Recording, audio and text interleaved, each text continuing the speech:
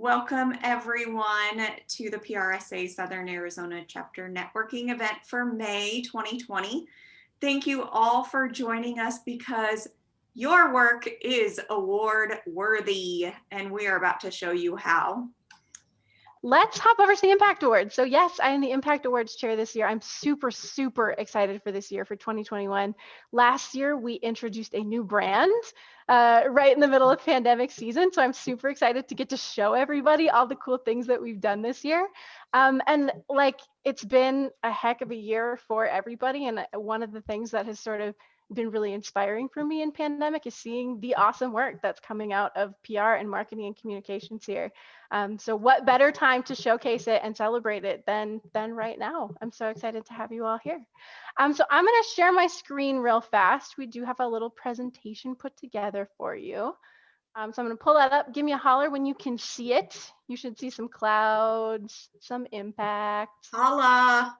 All right, awesome. All right, so welcome to Your Work is Award Worthy. We're going to talk about the 2021 Impact Awards and what's coming down the line. So, all right, today we're going to go through just a little bit about all the info. I know many of you are familiar with the Impact Awards. I just want to make sure that any changes that have come down in the past couple of years, everybody knows about, things like that. And for anybody who's new, to just give you a little bit of a background so you know what to expect and get your brain rolling a little bit about projects and individuals that you may think of submitting. Then we are going to turn it over to Jessa and Kate, two highly successful, wonderful impact submitters from past years, to tell you a little bit about their projects and the secret sauce, the magic that helped them be successful. Then we're going to look, Then we're going to look a little bit at some of the other categories that they're not going to talk about, just to kind of get that brainstorm going, showing you some things that you can think about when you're thinking about what projects to submit. Then we're going to jump into a quick panel. So we have some questions put together to hear from Jessa and Kate about their thoughts on what makes a good project, things like that, things to think about. And then also a great time to hear from all of you. So any questions on your mind, that is the time, and we'll get a chance to sort of talk about it. And then I really want to talk a little bit, especially with this group, about special awards. So I'm just going to leave that hanging a little bit as a little teaser, and we'll talk about it at the end. Cool? Sound good? Yep. All right. So first up, all the info with the Impact Awards. For anybody who's new, the Impact Awards are our annual celebration of marketing, PR, and communication excellence in Southern Arizona. So this year, the month of June is our submission window. We're excited to kick stuff off on June 1st. And really the only eligibility criteria for submitting for an award is that it's for work completed recently. So within the last year, which we're defining as June 2020 to May 2021. So just kind of keep that window in the back of your head. And super exciting for this year. We postponed the event a little bit to October. It's a little bit later than we've been doing in past years, but we are really hoping that we'll be able to celebrate in person this year. So hopefully a little bit cooler, maybe outdoors. We're kind of pulling together all of the different pieces we can so that we can celebrate together and finally get to see each other after this long year. So some quick things. Some people don't know that we do have two sort of flavors of Impact Awards. We have sort of general awards, and then we have special awards. So I'm just going to give you the quick background about the difference between the two, so you can kind of be aware as we keep talking about stuff. So the general Impact Awards are project-based submissions. So those are you've heard things about entry categories. We have 20 entry categories that you can submit a project in. Those entries come with a submission document that basically details how your project used the 4 key elements of public relations to be awesome.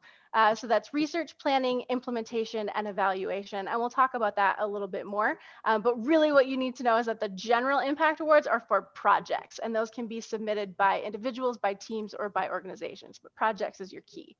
The other big thing that we have are special awards, and these are pretty unique. So they're nominations for individuals to recognize sort of individual greatness and contributions to PR, marketing, and communications. So we have 3 special awards at the moment, including a brand new one for this year. So we are just introducing in 2021 the Rookie of the Year Award. So this is for any practitioner who's been practicing professionally for 3 years or less, and it can also be a current student. So we think it's just a great way to celebrate all the new folks in the field. Start thinking about if there's anybody on your teams in your world that would be a good fit for. We're super excited to kick it off. The other two big ones that we have in our special award category are the PR Professional of the Year and the Media Person of the Year. So again, just for individuals in the community in Southern Arizona that have knocked your socks off, that have done great work above and beyond. Special awards are awesome too because they're completely free. So it's just a great way to sort of, get the word out and celebrate the people that are important to us and doing awesome work in our community. So that's the quick rundown of the general versus special awards. I just wanted to lay out here the entry categories for those general awards. So these have changed a little bit in recent years, and these are available on our website. You can kind of run through them. I don't want to read them all to you, but basically any work that you do in marketing, PR, or communications, there is a category for you. So if you have any questions about which category makes sense, definitely reach out. We can talk about it.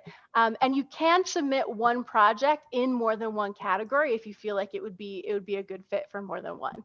So 20 categories in total. I won't make you read them all, but they are here. Next thing is scoring and rubric. So this is based on some questions that we get every year when we open up the awards. So how scoring works. Basically, after you submit your entries by that June 30th submission deadline, we have a partner chapter that judges all of the awards for us. So we send them off to another PRSA chapter who evaluates them independently based on a rubric that we provide that I'm going to show you in just a second. So basically, that submission is talking about those 4 key areas: research, planning, implementation, and evaluation. And then they are scored out of 50 points. And what happens is if you get a score of 40 or higher, that is your impact award of excellence. So you get the whole thing, the vase, the trophy, whatever they look like this year. And then for scores of 35 to 39, you get an impact certificate of excellence. So there's sort of two levels of awesomeness, and we like to celebrate them both.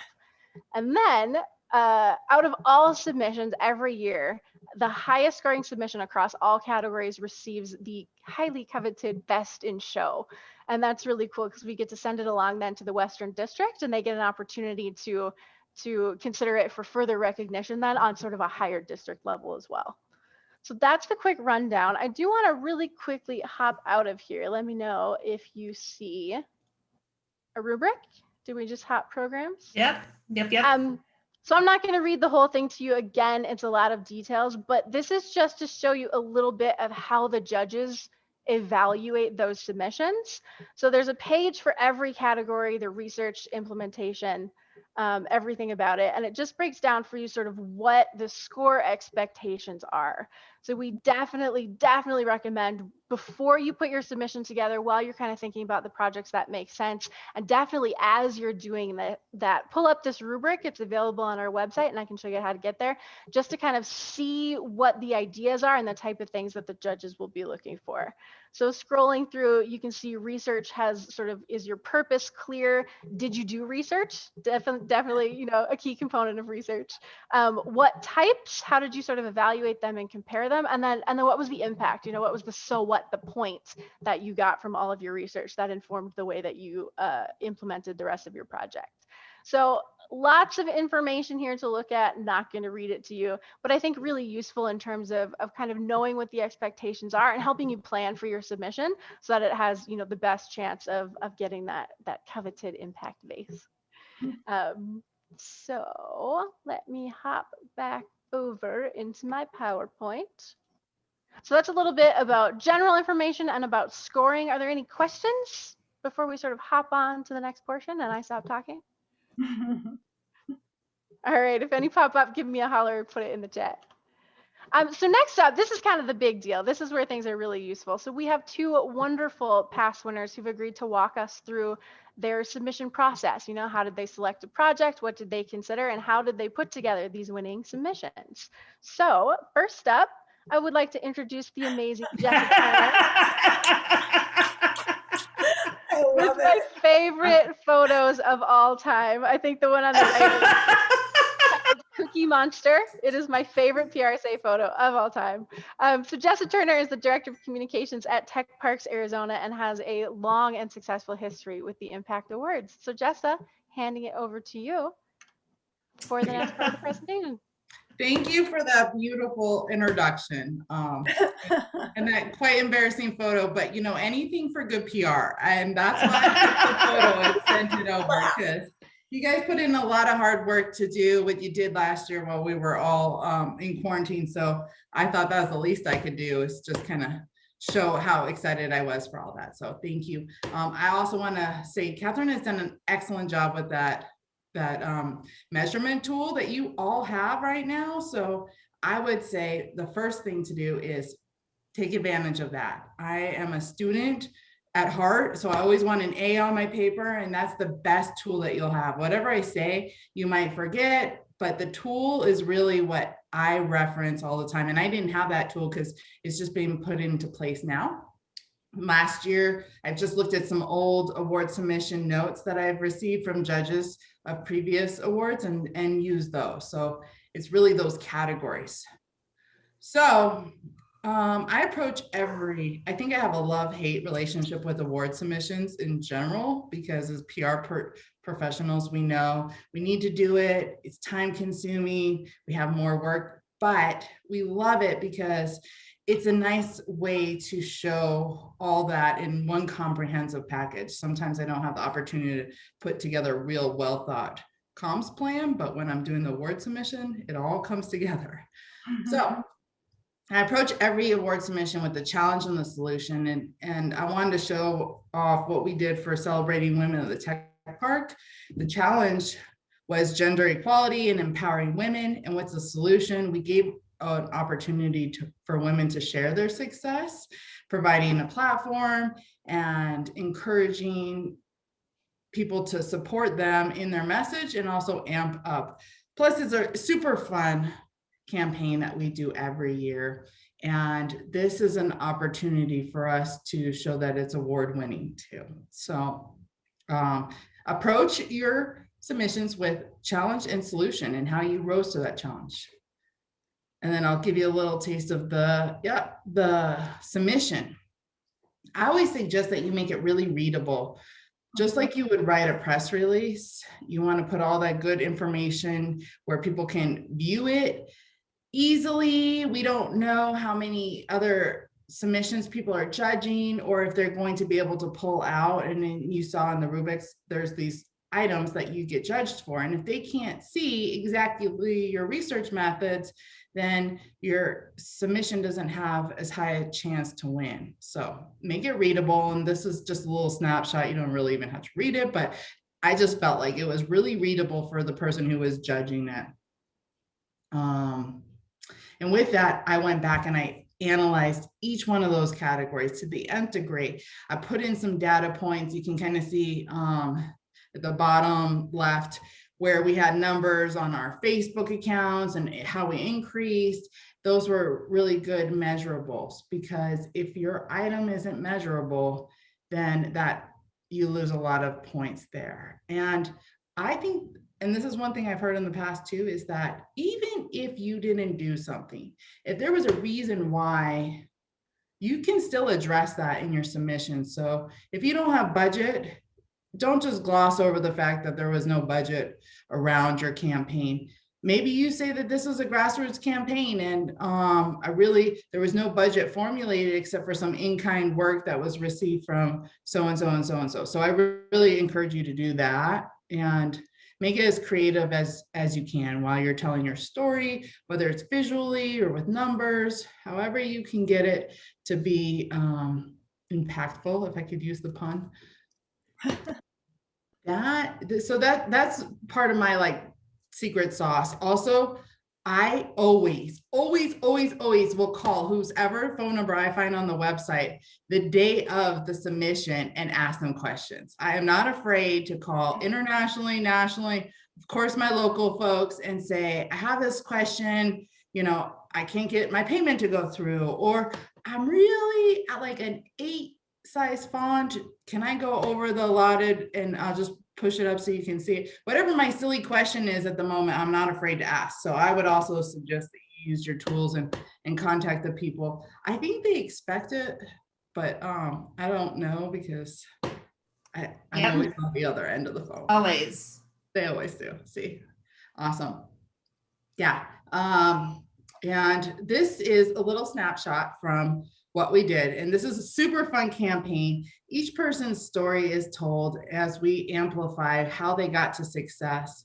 And this to the left is a tweet from my boss's boss, Dr. Betsy Cantwell.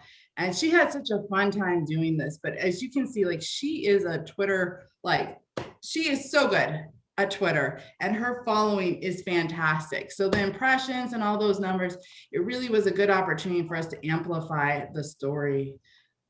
But I will say that you don't have to have the most like the $1 million campaign that you think to submit.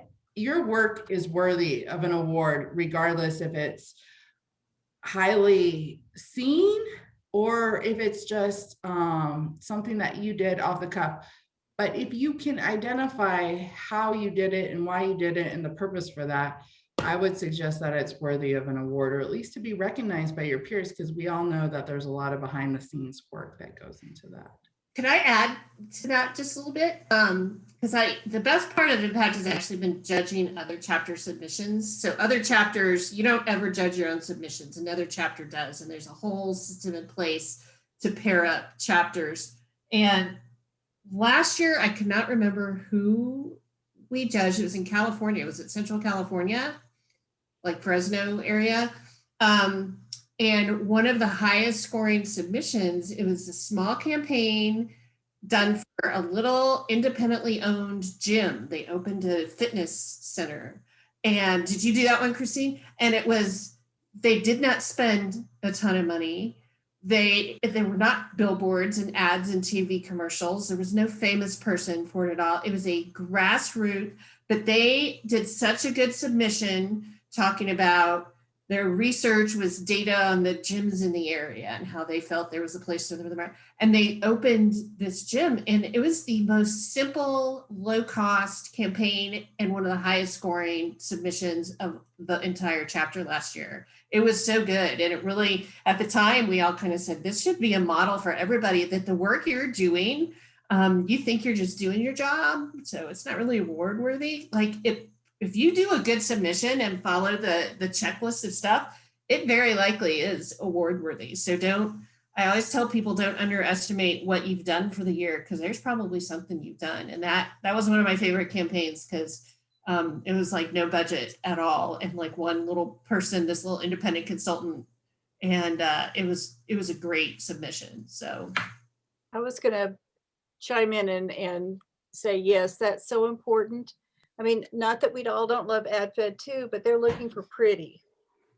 And what we're looking for is the thought process and the creativity to make whatever budget you've got in resources to make it effective for your company or your client. And those are the things that you can really shine on, because it's an opportunity to write out and to honor those people that understand the importance of research and planning and implementation and measuring results. The other side of the coin is we've judged, like one year we judged New Orleans, and think of all the amazing companies and things there are there to do PR for, right? So it was really, really fun submissions. But if they didn't follow the process for their submission, if they didn't follow their checklist and they just skipped research, there were so many of them that were like amazing campaigns, like for a local Nordstrom event and stuff. Spent a ton of money, but the submission was so poorly done, you couldn't give them a better score, even though the campaign was successful, the stuff was beautiful, they got the results they wanted, they just didn't do the submission well, and so they didn't score well. So that's the submission is the key, which is why we're doing this little event. That's why we're here, because it's so important. Yeah. Yes, all good points. All good points. Thank you, everybody. Jessa, thank you. That was lovely. I loved it. And I'll be around all night. Awesome. At our happy hour event, yeah. Yes. Awesome. So next up, I also want to invite Kate Ord, Public Relations Manager from Caliber Group. And this is one of my other favorite photos from last year's event. I think it speaks for itself in the quantity and the beauty and the just obvious greatness that Kate and Caliber Group bring to the table. So Kate, it's yours. Take it away. Thank you. Thank you so much. This is really fun. So I guess we can go ahead and click to the first slide. So the project that I'm going to speak with you guys about today had to do with Arizona Oncology. And it was a client that had a situation that I'll go into more detail on as we go into this presentation. But it was a short time frame, 6 months. It was a modest budget. There was a lot of things that needed to be achieved. And that's part of the reason we selected this for submission. And first, I'd like to jump into the process that we took in selecting what submissions to include. So it was really funny. I love the phrase "it takes a village" because basically what happened is we got the CEO, the president, the heads of the departments, the creative team into a conference room. We looked at all the categories and kind of brainstormed, and we came up with 30 possible submissions, which is just like way too much. That's just Do them all. I know. Do them No, we all would have Yay! gone crazy. So the next thing we needed to do was set priorities based on resources and results. And resources being how much time can we realistically put towards the writing, the design, the editing, the testing, all the things that go into a great submission. We also looked at all the different client projects, and some had maybe a little more interesting story, or they had some results that tugged at your heart, or just, just were outstanding. So we narrowed our list of 30 down to 8, which was pretty great. And Awesome. of the 8, there were 4 clients represented, so there was some overlap. And then, of course, as good PR people do, we created a project plan. So working backwards from the submission date and just making sure that everybody knew what their marching orders were and what we needed to do to achieve the submission. And I'm sure most of you know Linda Welter. She is such a planner and she is so awesome. And she had us put in 2 extra days just in case we had problems submitting our application to the website. Right. It's always the little things that can slip you. Yep. It all worked out. Okay, so as everybody knows on the call, what you'll be working on, a copy you'll be creating has to do with the research you did for your submission, how that informed your planning, what you implemented, and what your results were. So I'm just going to talk over this slide. I should probably have a picture of Arizona Oncology here, but Arizona Oncology came to us in 2019 with a situation where in southern Arizona, they had 20 physicians and 7 were leaving for a new practice, which was, that created some anxiety, and it could have created a snowball effect in terms of damage to the brand. So we talked about in our submission the research we did.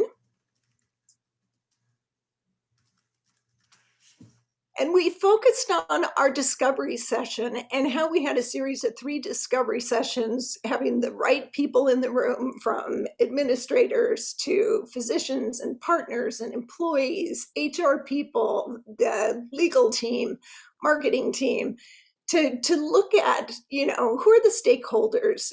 What's going to be of greatest concern to them? How do they like to receive their information? So really, focusing very intently on some key categories. We looked at the competitive landscape. Okay, there was someone coming into the marketplace, but there were other factors that were going on. So taking really a comprehensive approach to that led everybody through the traditional SWOT analysis to look at the strengths, weaknesses, opportunities, and threats facing the brand.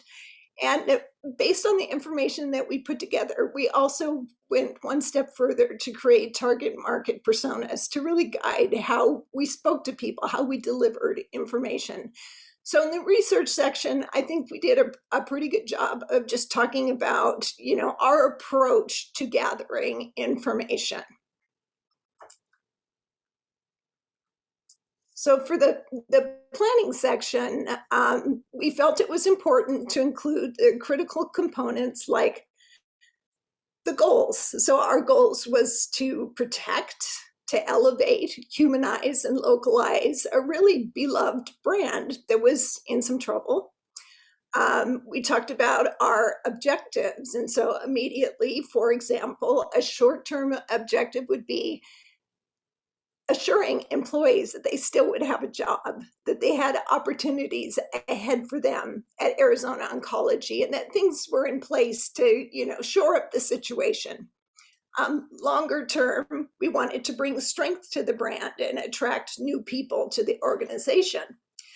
So our strategies that we talked about in our submission revolved around building awareness for the quality of the care, differentiating the brand from its competitors, and also, really importantly, talking about the history, the local history of Arizona Oncology and the leadership that they had provided. So that was important.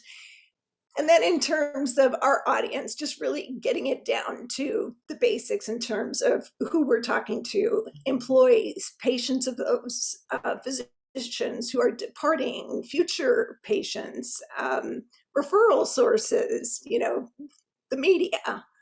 So the planning part kind of built the structure for what we talk about next, which was implementation. And so for implementation, this was an integrated marketing campaign. So we really had fun showing the pieces that we had. And for our support materials, you could click to the original articles, interviews, PSAs, and things like that. So we tried to keep things really interactive, and I recommend that. So part of our strategy was to get earned media, and we did get some really beautiful coverage. And this is an example of a feature piece about a doctor who went through cancer treatment himself and how that empowered him as a physician and how he coped using his Weimaraner dogs, going for walks and, all that sort of thing. So this was a part of our strategy that we talked about. But of course, earned media, you can't guarantee that that's going to keep coming.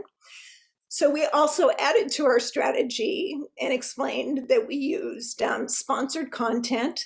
So in the form of radio, television interviews, some placed articles, and just going back to the big picture goals, trying to humanize, localize, introduce people to the quality of this organization. So anything we did was informational. It wasn't promotional.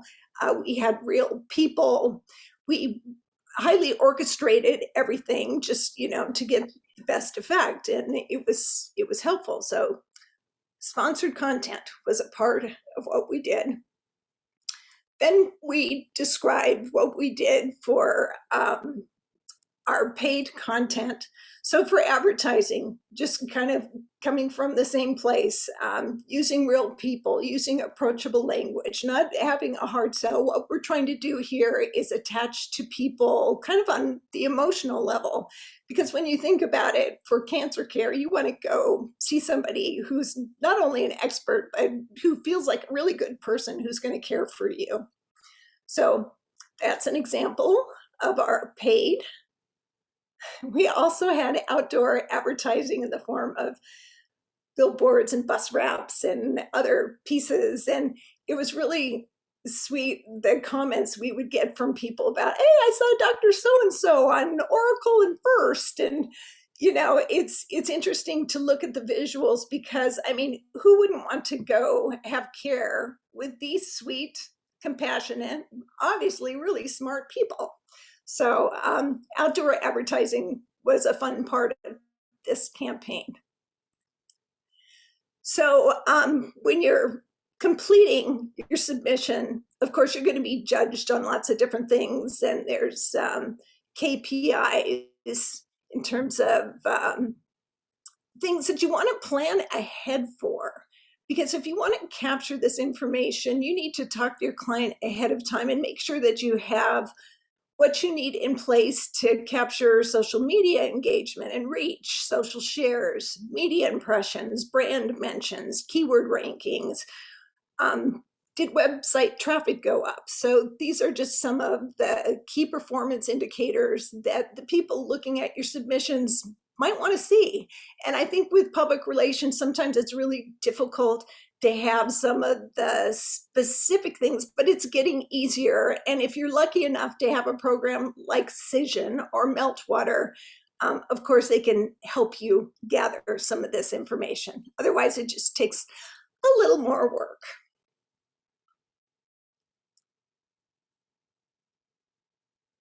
And I threw this in. I'm just kind of thinking this is kind of a random slide. But I think a piece of information I'd like to impart, I think with our support materials, we did a really good job of graphically displaying all the different things that we had achieved. And like I mentioned, we had links to the native files that had to do with interviews and print coverage and PSAs and things like that. So I thought that was important. We had tried to create something that you could link to from Dropbox, and the resolution was horrible. And so work in some time for testing to make sure that what you're presenting really comes across well. But just, I think the visual part is important. I think the big takeaways: tell a good story, tell it in a way that's compelling and concise, and keep coming back to it. Look at your materials and think like the judge and just go, is this moving me? Is this, is this ordinary? What can I say that just elevates the information a little bit more? And I think complementing that with great visuals is important, because I think it's important. We all dress nice. We present a persona. I think your application should present a persona as well for your firm and for your client and for your project. Awesome. Thank you so much, Kate. That was lovely. So I just wanted to say thank you to both of you. I think really sort of like getting into your heads and hearing, how you put this together and all the wonderful tips and tricks and things to think about was just amazing. I do want to show a few other categories for folks on this call thinking about, what projects could I submit? We had a couple really great examples and just some more variations that it can take. A couple years ago, we had a really successful holiday card. So a piece of creative collateral from Gordley Group, something that is beautiful, that tells a story, that really communicates, and then had some KPIs associated with it. So all the things that we just heard. I love that, by the way. That That is wonderful. beautiful. It is lovely. I found myself wishing that I had gotten one. I was like, it's so nice. And same thing. I mean, government public affairs communications is another one of our categories. So this is an example of a brush and bulky campaign that I have on my fridge right now. So I'm somewhere in one of those KPIs. It's beautiful. It is. It's lovely. And I think to Kate's point, the visual on its own also tells a story and really adds to the purpose and the idea of why we're doing it, and kind of ties everything together, from purpose to process to impact, and makes it all kind of mean something. And that thing about, consider your judges an audience. They may not be the audience for your campaign, but they are definitely the audience for your submission. So to sort of build it with them in mind and their experience in mind is definitely helpful too. Also media placement. So this is an example of Wildcat Country from the University of Arizona, just to show you another example of something that is award worthy. And written publications as well. So there are wonderful opportunities for published articles to also have a role. And you can kind of see where they provided visual examples, but also really dug into the how and the what and the where, all the kind of journalistic principles that made it a good story. Also helped really round out this submission as well.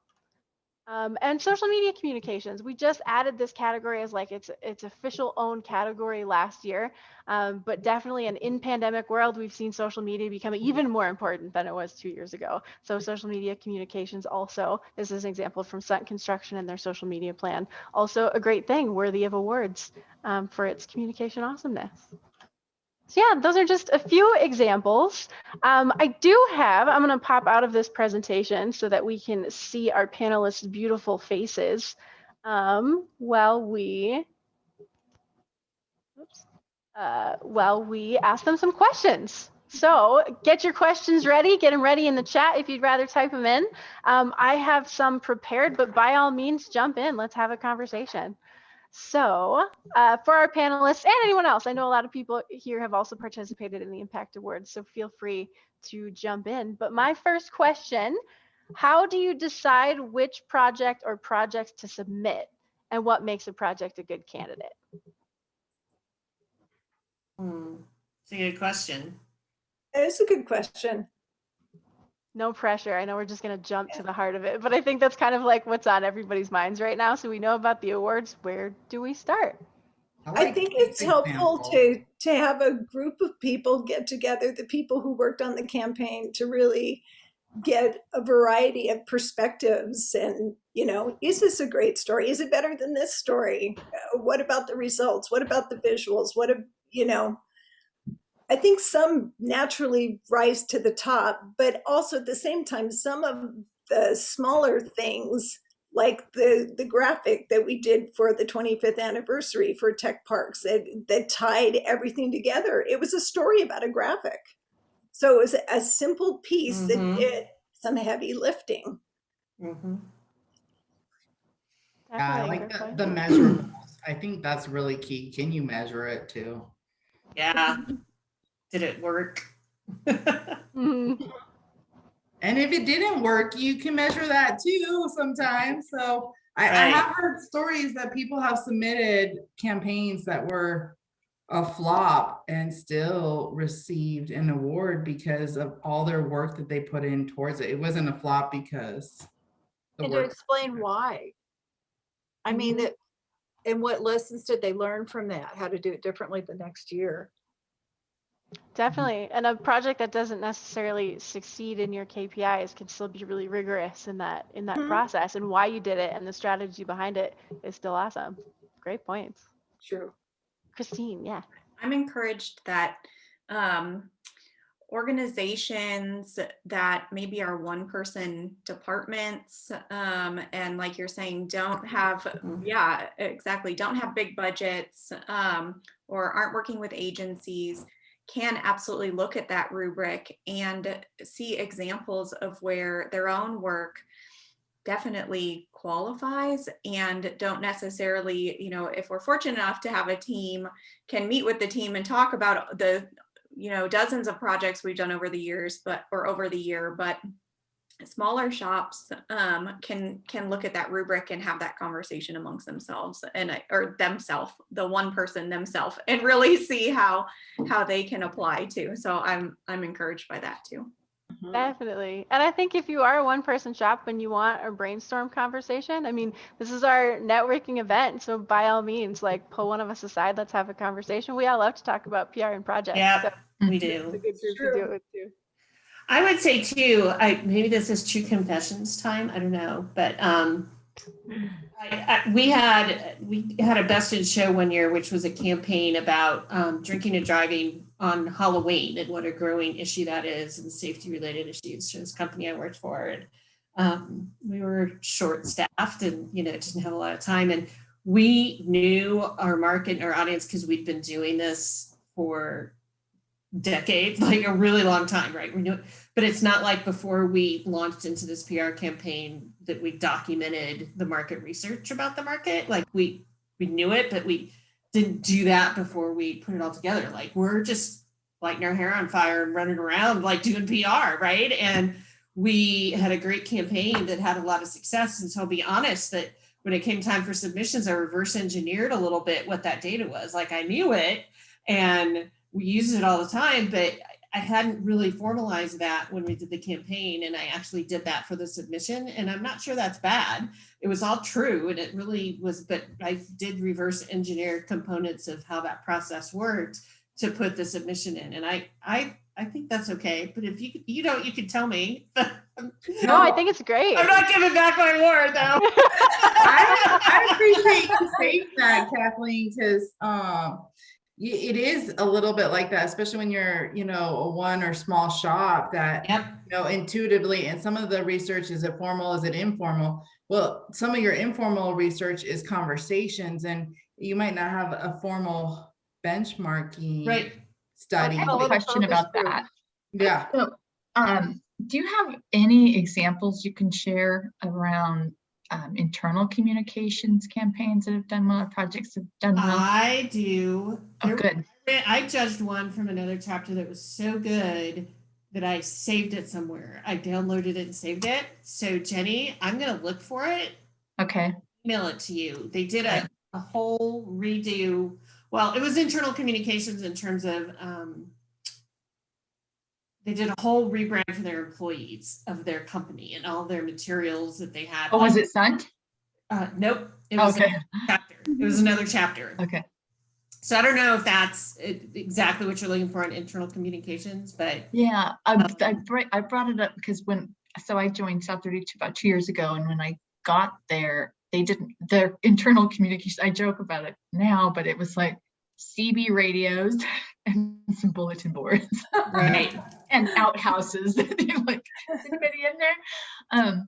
So the previous point about doing some reverse engineering got me thinking about internal communications, because a lot of the research there was like I had to take a company truck and drive down and walk around site and talk to people, like, what's missing for you, what's not going right. And I didn't have a little chart, but it was measurable, and it's only going back, like, we eventually, and we've evolved a little bit, but I mean, they're still using their CB radios too. So I was just curious about maybe a modest internal communications campaign as well. And definitely, to your point, I think a lot of what I've learned around impact is that we all kind of do research instinctively because we need the information to do Yeah. a good campaign. But we don't always sit down at our desk and say, today I'm doing research. Yeah. But when you kind of go back and find all the things you did, there's this nice moment when you're putting together a submission of wow, I did a lot. Yes, Right. I did. That's really great to see. I think too, on the agency side, sometimes you have to do that. That's part of what you've been hired to do, is that research leading into it. So that process is a little more linear and formal. Mm-hmm.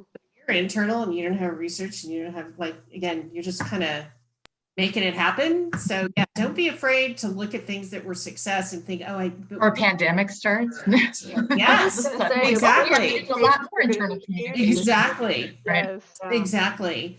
So don't be afraid to look back at something and say, I didn't quite do that part of it, but you probably really did. I think we did. You just need Yeah. to formalize it for the submission. Get my wheels turning. Yeah. It's Yeah. Google It sounds and research. super interesting, and it's so industry specific. Mhm. Yeah. Yeah. If I was writing it, I wouldn't leave out a single part. I drove the company truck out to the site, because those are the things that get people like, oh yeah, she did that. That's informal research. at its Well, best. and for you, Should I say, I put a poster on the side of the outhouse. Yeah. Jenny, I would. think about, you're in, that facility is in the middle of nowhere. Yeah, You could barely get phone reception, let alone, you're not allowed to. Yeah. yeah, and Mhm. it's huge. It was fun, but yeah. Yeah, it oh was- gosh, it yeah. was Sounds like behemoth. Yeah. Well, and just the extraordinary work that's gone on down there, just to kind of, with the Superfund site and everything, it's amazing. Yeah, I have that one on my mind here. Yeah, awesome. Are there any questions from anybody that you're kind of hanging on to? I have more, but I don't want to interrupt anyone. I if have they one more. more. Can I just take Yeah. 2 turns in a row if you don't mind? Yeah. Please do. So the timeline, this is just for my knowledge, if your project bridges 2 years, so not that it's a 2-year project, but maybe you started it, March 2020 and you end June or July 2021. How do you choose the year that it fits into? We just say the majority of the work falls into the calendar year that's outlined, but it's totally up to you to kind of decide what that means. We're not Okay. gonna run back through your records and say no, it started in March. Okay. Yeah, sort of judgment call. Yeah. Other questions? I have a technical question too. Yeah. How do you submit the graphics that you want to show? Do you put everything in a together in a PDF and submit, or just, and then okay, go ahead. Excellent question. Brilliant. So we do have a Google form that submits everything, and it lets you attach, I think it's up to 10 files of 10 megabytes each. Anything over and above that, if you have, say, like a giant video, you can just send it to us directly. Alternatively, if you don't like the Google form, if it's a little too much, there is also a hard copy form that you can fill out, and it has little instructions to just, here's all the documents that you need, mail them to me, basically. So yeah, whichever way makes you happy. I'm a big hand holder, so I always do like one PDF with like comments under each picture, or so that way nobody misses something or it gets lost in translation. Hand holding is great, and anytime you can work, make sure that all your links work and things like that, extra bonus Yes, points. Well, and assume the judges are as busy as you guys are. And so the easier you make their job, the more like, oh, how nice. Definitely. Mhm. And they get Don't kind of make drawn the into that points. story too, of sort of capability and awesomeness. It has a nice little, there's polished bonus points, definitely, I think, in the mind of a judge. Mm-hmm. Other questions? Okay, well, I have kind of like one big one. I think we've covered a lot of the things that were on my list, so thank you. You guys read my mind. I have sort of two closing questions, especially for our panelists. I'm interested in your thoughts. So if you could give all impact submitters one piece of advice, what would it be? Don't wait. Oh, excellent. Excellent piece of advice. Yes. Because I always feel like your submission, if you give yourself a little bit more time, you can come back to it the next day and do, see some areas of improvement. So, but I'm the worst. I won't even take my own advice. Well, and don't think your project is not worthy of entry. I mean, there's so It's many okay to people that, enter oh, it and- was just yeah. a little, yeah, it is. Give it a go. Give it a try. You deserve it. Every year there's ones that don't win something, and that's fine. But on the other hand, the education you get for filling out the application is huge. It's And true. it really makes your next year's project better. It makes your next year's entry better. It's hard to do PR for ourselves as PR people. Would you all agree? Like, I've had a website that hasn't been activated because I We're can't. the wizard behind the curtain. What are my colors? So it's really hard to do PR for yourself. And this is a great way to do it. It's got structure. Don't be intimidated by the categories. That checklist is actually fabulous. You're probably doing all that anyways if you're following the 4 sections. Just, it's a great guide to just up your chances. And it matters. Like, I didn't think my bosses would care, and they were impressed. And that doesn't hurt. That's PR, right? That's really good. And I still feel good about the submissions that I've done and that we won. So, and Jessa must have a trophy wall. Jessa has like best in show, and and it not just because she does good work, but she's good submissions. So just use that checklist, and that's the key. It's worth it. Yep. It's gonna be it's a lot. It can be work, but it's totally worth it. Totally worth it. And if Most importantly, I it would- projects, do all helps 30. you prepare for your APR. Right. That was the Yes, other good thing. note. So we have a number of people interested in pursuing their APR this year, and that is definitely something we're talking about. Is if you've won an impact award, you probably are on your way for one component of that APR process. So it's worth it. It's good stuff. So if you have 30 projects, them all. That would be my other advice. Don't hold back. You deserve that trophy wall. It was funny because we did have 30 on our list. We narrowed it down to 8, and it took a team of people to achieve it. And we were pretty organized, but I do think the team approach is awesome because you get perspectives from so many different people who had a hand in the final project. Yeah. So, but plan ahead. That's what you said, Jessa, right? Plan Yeah. ahead. I think Jessa told me once that as she goes through the year, like she puts stuff in a file that she knows she'll use the next summer for her submissions. Like, ooh, hey, there's that result. And ooh, there's that article. I'm going to throw it in there. Were you the one that told me that? You just kind of keep it on going. I wasn't you. If Well, it that was, red-haired it wisdom was coming long through. ago me, but I don't know. I know Christine has something to add. I see her keep trying to jump in there. I have thoughts and then I delete them. I have thoughts and then I delete them. No. I was just wondering, I emailed Kate because we're fortunate enough to be working with Caliber Group this year. But like selfishly, I've worked hard on this campaign too, not just Caliber. And so like We talked about it too. We talked about it at Caliber. We think it's a fantastic campaign. can like agencies and clients apply together and both get a vase? Yes, absolutely. Yes, and to Absolutely. summarize, yes, absolutely. Okay. That's in the form, isn't it? Like who goes on the board? Yeah, and you can get extras if your client wants one. And yeah. Yep, definitely. Yeah. We've done that before in the past. Awesome. Awesome. And then don't Or forget if you're to a good invite. agency, you'll submit it on behalf of your client. There you go. Yeah, you know, one thing, a tip too, I worked with Steve and Biz Tucson, and sometimes I forget all the people who are involved. You know, obviously Biz Tucson was part, and so we submitted in conjunction with Biz Tucson. But there's a lot of writers, there's a lot of people. So when you get the notification that you may have won, be sure to invite them to the event because they want to celebrate the success with you just as much as, and make sure it's on your boss's calendar too. Yeah, you're not going to get told you may have won and then not win. So like you invite all your bosses and all your clients and then you get there and it's like, oh, we didn't win anything. Like we make sure nobody gets that surprise at the event. So don't worry about that. Invite people. And it really is the best networking event of the year, I think. You And get trust me, if it's anything to do with Steve Rosenberg, he will be Mr. Mingler.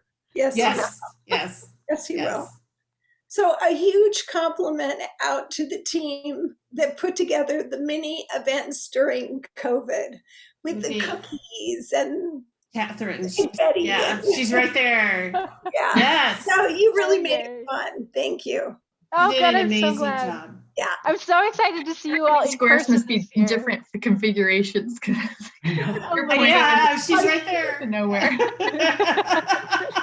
I am so excited to see you all in person this year, but we may have to repeat the cookies because how do we pass up that opportunity? That was awesome. Jessa, Good job. there. The cookie people should have Jessa on their website. Yes. Cookies. Yes, You're more going to say Jessa baked them personally. All right. Well, awesome. Thank you all so much. I really love that the summary was if you're sort of on the fence, definitely do it and don't wait. And also please submit all 30 of your projects. I think that's a great summary. Are there Yes.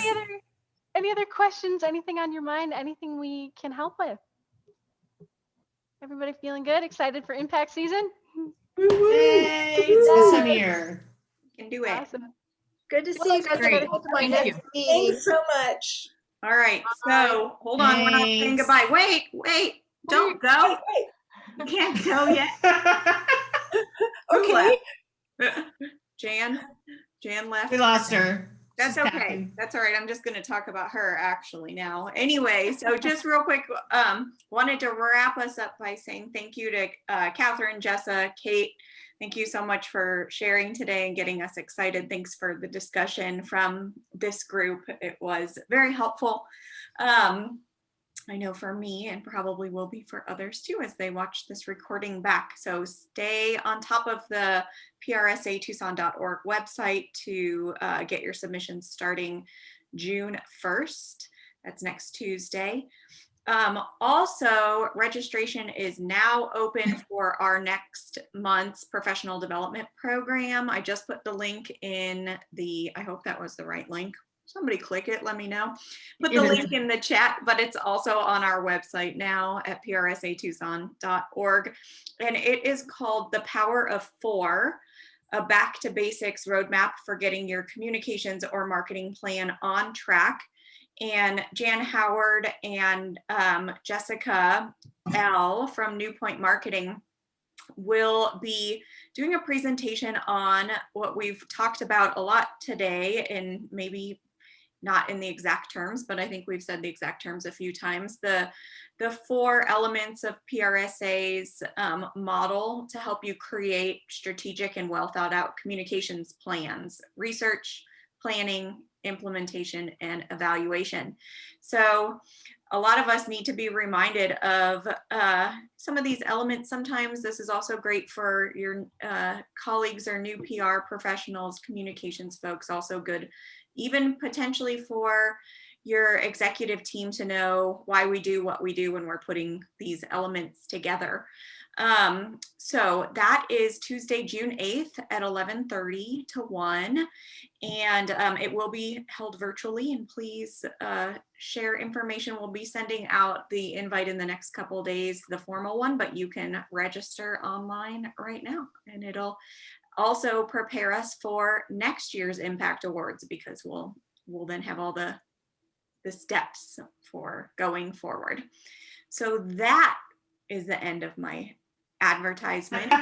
And now you guys say goodbye. But thank you again for joining us, and we look forward to seeing all your submissions, and have a great night. Thanks, everybody. Thank you. Bye. Bye, everybody.